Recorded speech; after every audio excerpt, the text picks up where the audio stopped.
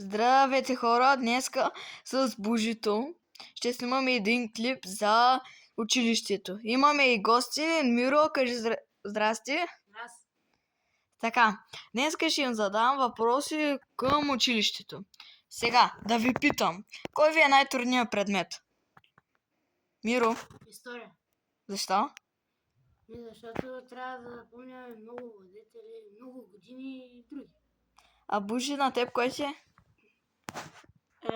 Математиката, защото там много трябва да помниш знаци, решения, да не объркаш и други неща. Да. А кой ви е любимия предмет? Първо от Миро, да почнем. Физическо. Не, говоря като по принцип, като за учене. География. Защо? Защото се научават нови неща, например за континентите. Кой континент е любим от всички? Ние сме учили сега за Африка и за Южна Америка. Кой по-ти харесва? Южна Америка. Защо? Защото там е най-сухата пустиня. Именно? Атакама.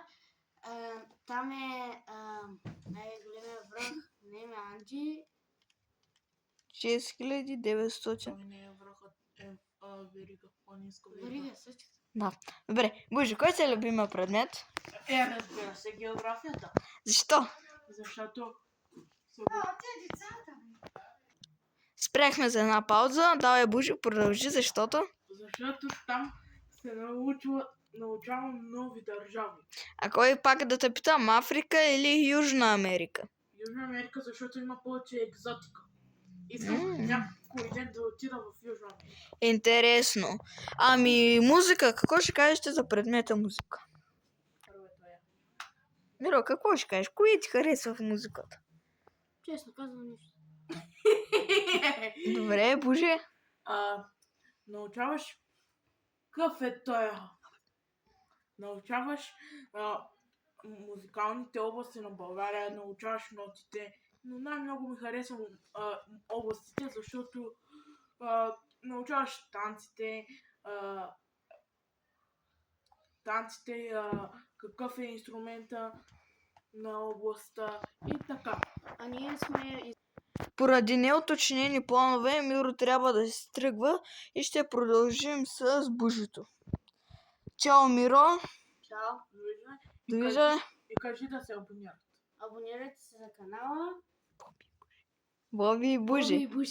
Така, ще се включим след малко. Чао! Чао, Миро! Чао! Айде, до другия път! Чао! Чао, до другия път! След тръгването на Миро продължихме да снимаме с Божито. Така, искам да ви се похваля. Нашето училище Свети Климент Охридски спечели първенството по футбол в област Велико Търново. Божи, покажи купата. Ето купата, дай да я видим хубаво. Купата, ето. Купа, хубава купа по футбол. Моя приятел участваше. Аз за жалост не. Така, само да оставим. Така, Боже. Значи любимият ти предмет е географията. Разбрахме. Айде, щом говорим за училище, дай да споменем и извънкласната дейност. Какво обичаш да правиш след като се прибереш от училище? Сега то ми е забранено компютъра. Като се прибера от училище, играя на телефона и гледам. После? Почивам си. И след това уча. Към колко часа вечеряш? Аз нарочно питам този въпрос, защото е малко относителен. По принцип е полезно по-рано да се вечеря, но въпреки това аз дори нищо, че го знам, пак повечето пъти вечерям по-късно. Ти към колко часа вечеряш, Божи? 7-8. Да, добре. Ти долу-горе наближаваш нормата. То е около 6,5-7 някъде там. Ти даже си вътре в нея. Така. Събота и неделя, какво правиш? Събота неделя играем на лаптопа. Даже ще снимаме видеоклип с Бобито, така че очаквайте видеоклип с мен и Бобито. И На GTA 5. Да, когато стигнем също 50 абоната, ще включваме лайв. На живо. Така, опа. Така, Боже, Така. разбрахме това. Ами, сутрин, колко часа ставаш? Ами, щом батко ми играе, става 6 часа. Ти иначе като не играе само 7. Добре.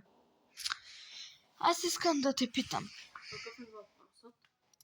Въпросът ми е, ако не знаете, аз съм рибар и обичам да ходя за риба, така че след като Бужи си направи вайбър на телефона, ще пускаме и рибарски видеа. Така, аз да ви питам.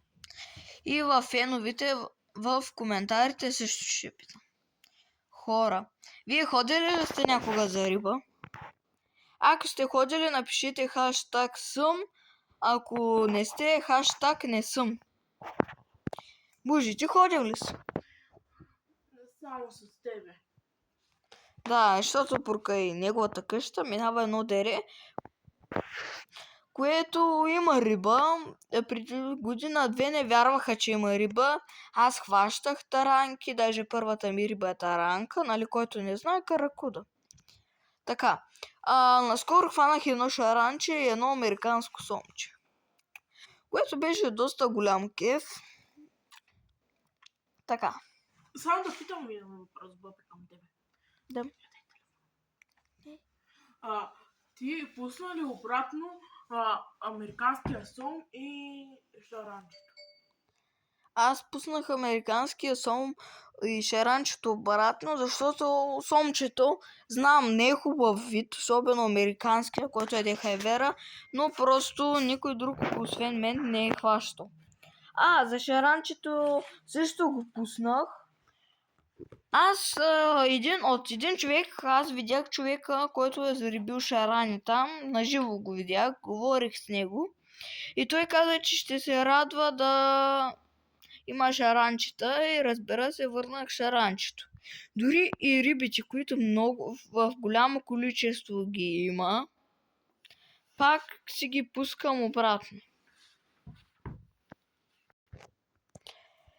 И рибите обичам да си ги пускам. Аз също наскоро ходех до един язовир, в който има големи риби. Даже скупих по-здрава въдица за такива риби.